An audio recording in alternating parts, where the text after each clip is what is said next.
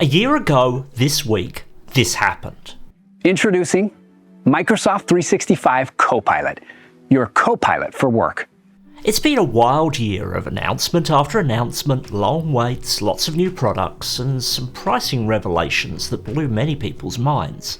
It seems like not a week has gone by where something new hasn't turned up, but it also seems that for many there continues to be a disparity between the imagined possibilities and the technical realities of the Copilot products we have in our hands today. So in this video, I want to give Microsoft a Copilot report card, digging into 5 aspects of Copilot for Microsoft 365 that have delivered the vision shown off in that initial announcement really superbly, as well as some areas of constructive criticism where the Copilot we have in our hands today really doesn't live up to what was announced.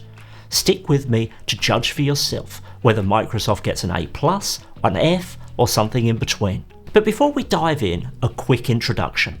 My name is Nick DeCourcy. I'm the owner of Bright Ideas Agency, a digital transformation consulting company focused on the needs of small and medium-sized businesses. I share information here to help you navigate the artificial intelligence age with a particular focus on Microsoft 365 and Copilot. If you enjoy what you see here, then it would be great if you'd give the video a like to help it get in front of more people, and please subscribe to the channel if you want to keep up to speed on topics such as this.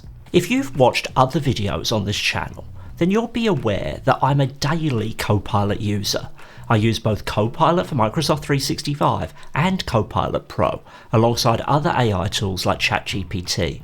I very much believe this set of technologies will have a profound and positive impact on the world of work, as well as broader impacts across our society. I believe they can help to democratise our experience of work, promoting inclusion and allowing every human operator of a Copilot to achieve their best in work and life. But I've also from time to time been critical of what I've called out as confused messaging from Microsoft around these products, including almost continuous announcements of features where it's virtually impossible to keep track of what should actually be available in the product you're currently using. Back in March 2023, we were just months into an AI craze that had started with the release of ChatGPT late in 2022, and the release of Bing Chat, now known just as Microsoft Copilot, had happened just a month earlier. Andrew Block from CNET on the day of the Microsoft 365 Copilot announcement contextualised the situation. Writing about Microsoft, he said, "The company is among a number of businesses racing to bring new AI capabilities to its services. Google earlier this week said it's adding AI tools to its workspace apps, including generative writing features in Gmail and Docs. Facebook parent Meta is experimenting with AI-powered chat on WhatsApp and Messenger, and Grammarly is launching an AI feature to craft email messages, social media posts, and more." There's a link to this full article in the description if you're interested in reading it. In the context of this race, Microsoft's announcement was followed by an 8-month pause before the product was released to some, and Copilot for Microsoft 365 was not available to everyone until January this year. But the kickoff was exciting and full of aspiration. It launched what some might argue has been a new Microsoft. But the best way to describe it is with the words of Satya Nadella, Microsoft's CEO, from that event. Today, we are at the start of a new era of computing, and another step on this journey. Over the past few months, powerful new foundation models together with accessible natural language interface has ushered in an exciting new phase of AI. You could say we've been using AI on autopilot, and now this next generation of AI, we're moving from autopilot to Copilot. We believe this next generation of AI will unlock a new wave of productivity growth, with powerful copilots designed to remove the drudgery from our daily tasks and jobs, freeing us to rediscover the joy of creation. But that event wasn't wholly aspirational. It also included lots of demos of Copilot in action that served to set many of the expectations for this product that people continue to have today when they head over to their Microsoft 365 admin portal and part with their $360 to try it out for a year. And it's these demos I'm going to judge in this video as an indicator of those expectations Microsoft set for us and for itself. Much of what's shown on screen of the products today comes directly from Microsoft's materials at that announcement. But where I've included my own demos, as always, they are created to ensure they never share anyone's private data. For Microsoft's full announcement video, there's a link in the description. Microsoft showed us examples of Copilot in use across Microsoft 365, creating content in Word, building presentations in PowerPoint, managing notes in OneNote, drafting emails in Outlook, catching up on meetings in Teams, analysing data in Excel, and even brainstorming in Loop. It also showed us examples of the apps in use both for personal and business purposes, and in this goal, Microsoft has been successful. Every app they showed us last March now has a significant Copilot experience. There are indeed options to use it both for work and for personal accounts, and it's turned up in many places they didn't even show at the time, like for example Microsoft Forms. And we shouldn't underestimate just what an accomplishment this is. For comparison, Fluid Framework, which would become Loop and Loop Components, was announced in 2019, and as of recording this video, Loop Components are still conspicuously missing from several core Microsoft 365 apps. Copilot has appeared in more places in 12 months than that technology has in 5 years, demonstrating the top-tier commitment Microsoft has to becoming a leader in the integration of AI tooling for its users. In my opinion, nowhere does Copilot shine for most users more than in the experience of using Teams. The use case is so easy to understand. Many of us are inundated by meetings, and keeping track of them, catching up on the ones we miss or at least miss some of, and ensuring actions are completed is tough.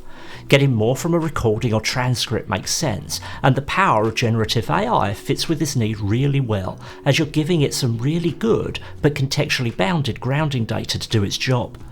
The announcement highlighted the value of Copilot in 2 key areas: catching up on your meetings retrospectively from the meeting recap screen, and using Copilot Chat during a meeting to keep track of what's going on.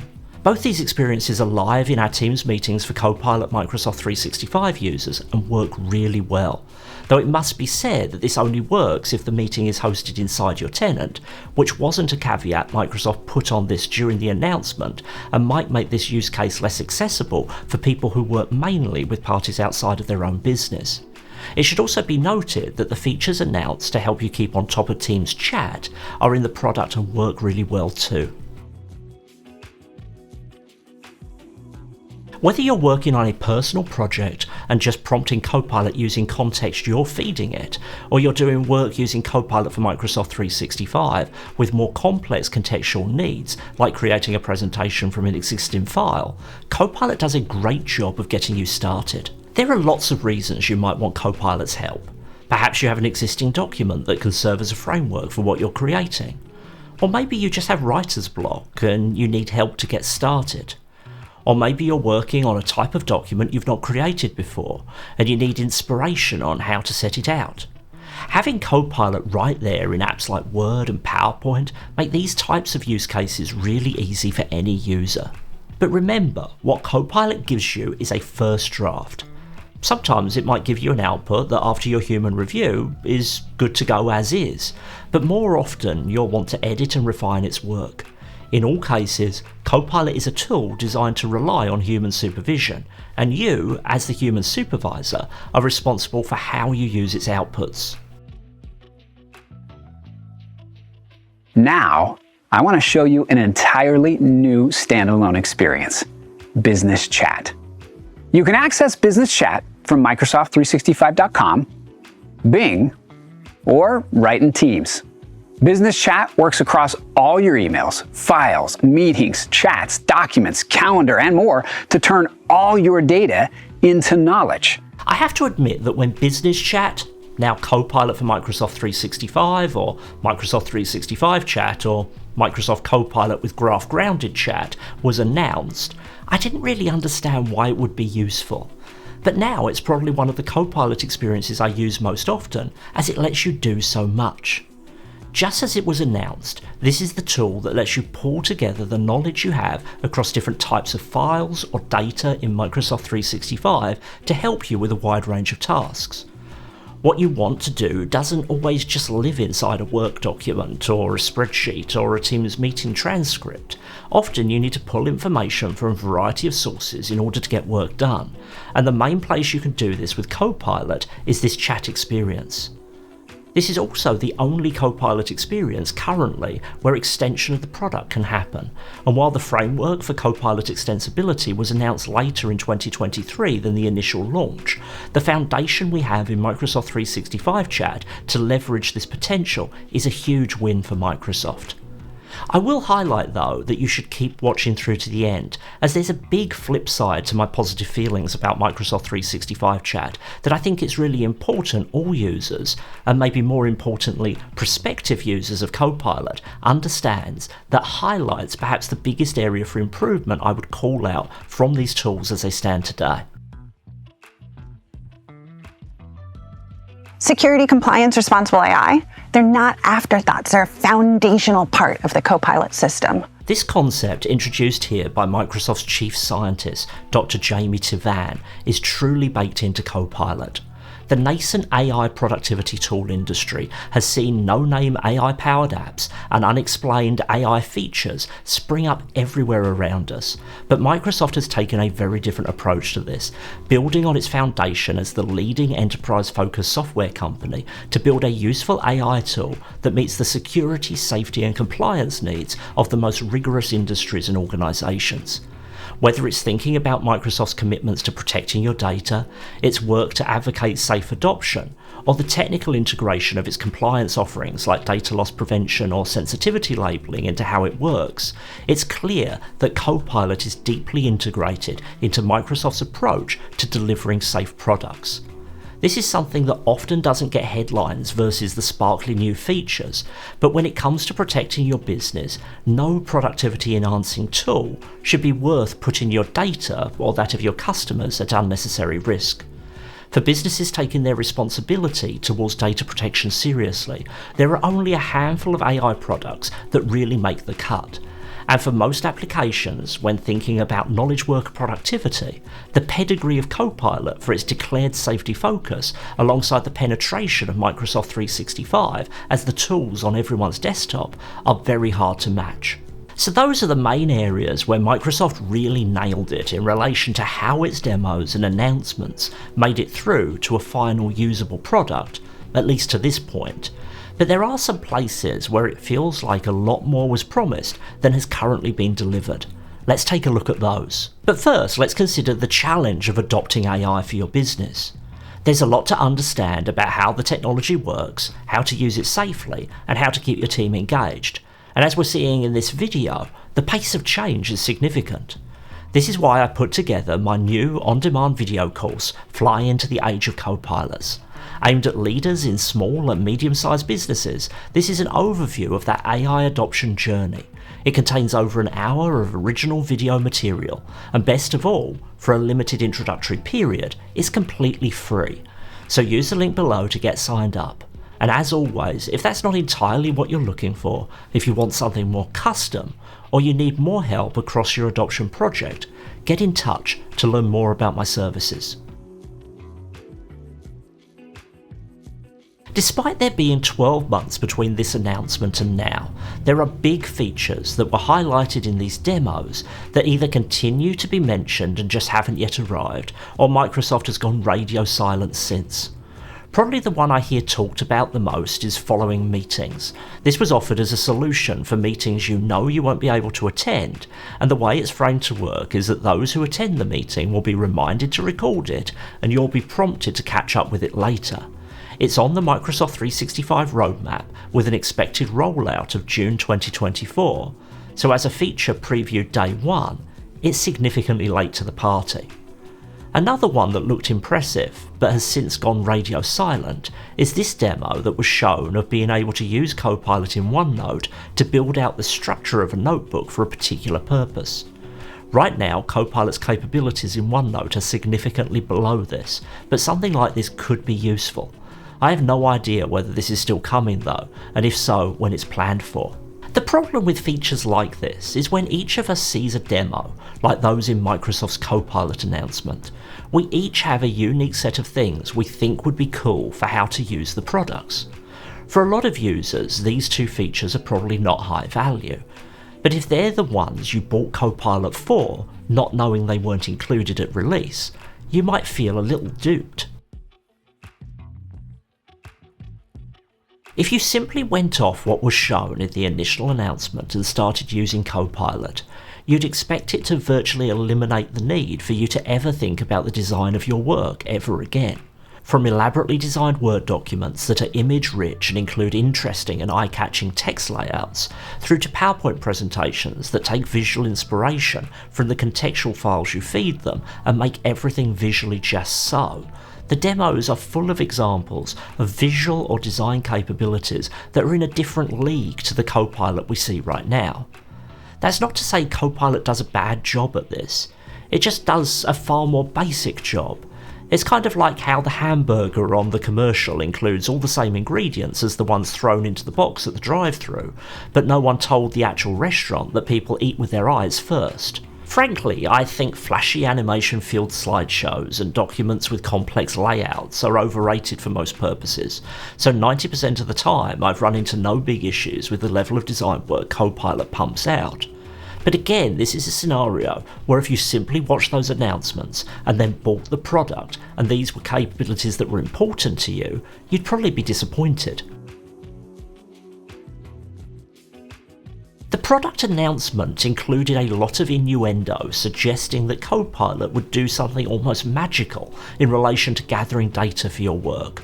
The most direct example of this was through the demo of Sumit Chauhan, Microsoft's corporate vice president of the Office Group, who was creating a PowerPoint presentation for her daughter's graduation. And Copilot goes to work, finding the right words and searching my OneDrive for the best photos. Copilot just doesn't do this. It's able to make interesting linkages between data, but the idea that you're going to write a prompt about your kid and you're going to end up with a photo of her in a PowerPoint slide because you have one saved somewhere in your OneDrive is just a pretty big jump versus what we get today. Copilot demonstrates a limited set of understanding around your contextual data in Microsoft 365, but I'd describe it as being akin to an intern during their first week trying to describe how your business works, rather than a senior manager who's been with you for 10 years. For some tasks, someone with good basic skills but limited specific knowledge poking around your files for a little while will end up with an acceptable result, but many tasks are nuanced to the degree that you want to be more specific from the outset. In the case of this specific example, with the announcement of facial recognition coming to photos in personal OneDrives at some point in the future, this might be something Microsoft can facilitate sometime soon. But for business data, while Copilot's semantic index might be a big advance, we are some way away from Copilot just implicitly understanding the context of your needs and taking care of them. Throughout the demos in the announcement, Copilot is shown interacting with files and data that it just cannot right now. The reason why right now Microsoft 365 Chat is such a win is it gives you the really wide latitude to include context from across Microsoft 365. This is incredibly helpful for the reasons I already gave. Whether it's pulling data from OneNote notes into Word, or referring to other emails in Outlook, or grabbing images from a PowerPoint slide deck to use somewhere, Copilot simply isn't as flexible or as integrated in any of the individual app experiences as was suggested would be the case in Microsoft's announcement. Of each of these disappointments, I would say this is the most impactful in my daily use, and one of the reasons I find myself using Microsoft 365 Chat so often. Creating a document from reference files in Word is great until you want to include a file type it can't work with. Using Copilot to draft emails is great until you find that there's content that you want to bring into it that isn't in the email thread. While Copilot is a great tool to keep you focused and in your flow, these issues are jarring and immediately pull you out of your flow to find a workaround. So what should Copilot for Microsoft 365's report card lead you to conclude? Making this video, it had been a year since I'd last watched these initial announcements of Copilot for Microsoft 365, and having done so, I have a lot more understanding now for those people who feel underwhelmed or even a little misled with the experience they have of the Copilot they've now been able to buy, even while continuing to get really great value out of this product using it every single day. Let me take a moment to explain what you just saw. What did we see in the announcement? At the time, it felt like we were seeing a working product that would soon be coming to market. It was even explicitly talked about as a working product as such. But it now seems clear that we were watching highly staged demonstrations of what Microsoft thought it could deliver, or maybe just the product working in perfect circumstances.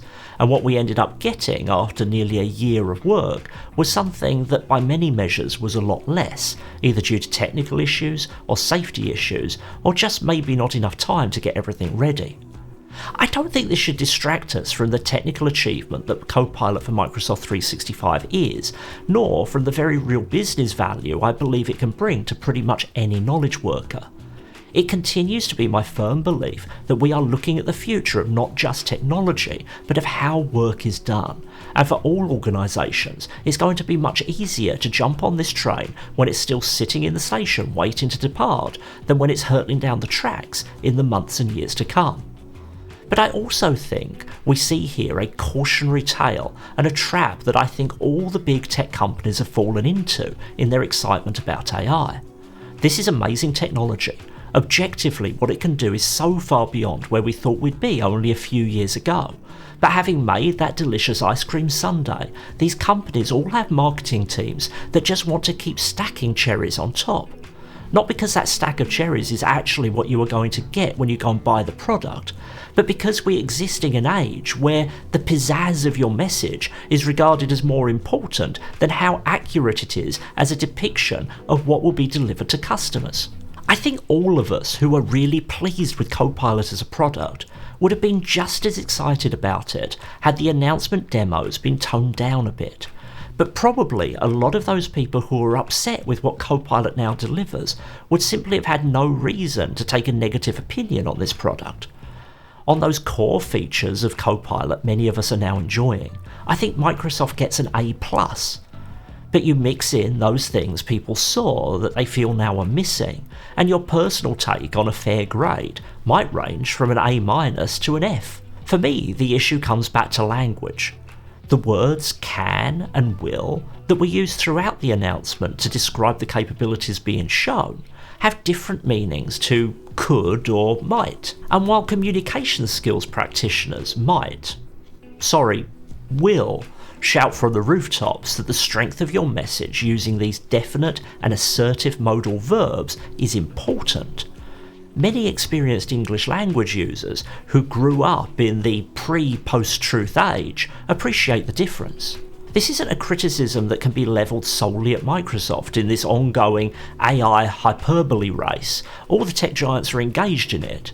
But with Microsoft being the company campaigning on its moral advantage and being the horse I back in this race, I'm still going to take greater issue with it. What I would like to see from Microsoft is a clearer roadmap that explains how we get from where we are now to the capabilities we saw at the announcement. Whether you consider richly designed Word documents, PowerPoint slides that can take their visual cues from the context they get past, OneNote or Loop that can set up entire workspaces with AI, intelligent use of search to provide context to your requests implicitly, among lots of others, what we saw in these demos have many features that Copilot users would love to have today, but also want to know if they're going to appear next week, next month, or never. Those who dismiss the efficacy of Copilot because it doesn't 100% live up to the fanfare of its announcement do so, in my opinion, at their own risk. This is a technology that in its current state saves me a lot of time each week, and in the few months I've been using it, there have already been significant improvements. Every iterative improvement to the technology makes me more efficient, but so does the opportunity to experiment with these tools and grow my skills as an effective prompt writer. Those who are not buying into Copilot today are just stealing from their future potential because their teams are not learning those skills they will come to rely on as this technology becomes more ubiquitous. Overall, it's my view that Copilot has had an amazing first year.